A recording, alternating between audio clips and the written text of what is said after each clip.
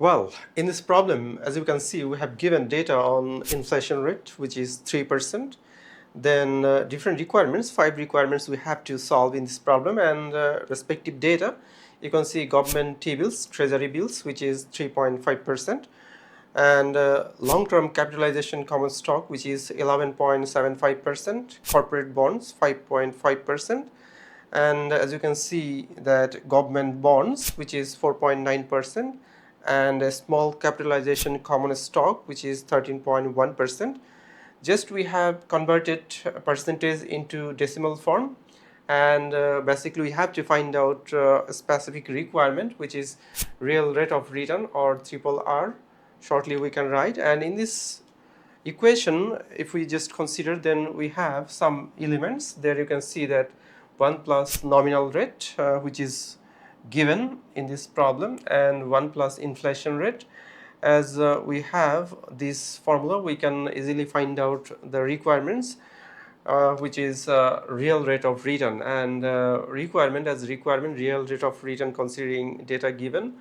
For government T-bills, nominal rate were 3.5%, and we have already converted percentage into decimal. So 3.5% meaning 0.035.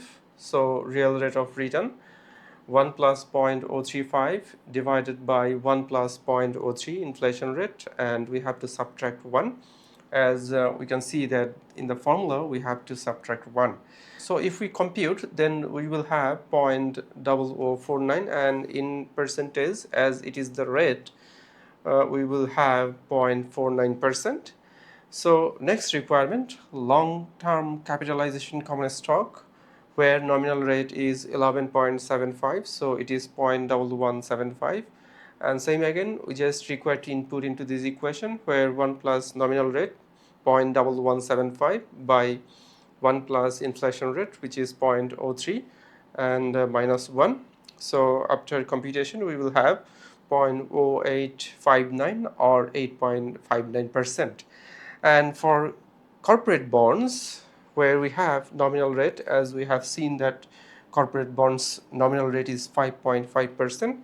So real rate of return should be 1 plus 0.055 by 1 plus 0.03 minus 1. So here we will have, after computation, 0.0243. It means 2.43%. So these are the 3 requirements, and now we will see another 2 requirements. There we have nominal rate government bonds and a small capitalization common stock. So considering those nominal rates, we'll be able to find out the real rate of return.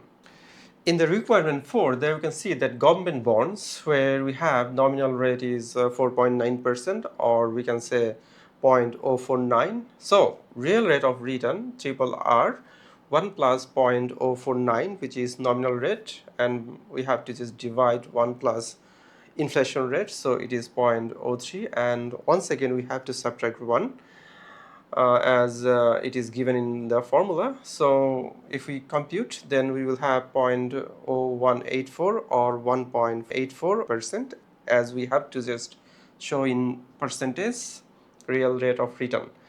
Now in the requirement 5, a small capitalization common stock, where nominal rate is given 13.1%, or it is 0.131 in the decimal.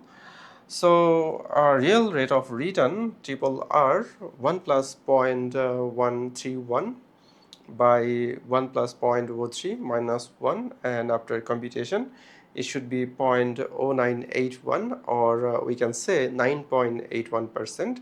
So in this way, if we are asked to just compute real rate of return using this formula or the equation, and considering given data, inflation rate and a nominal rate, we can easily find out the real rate of return.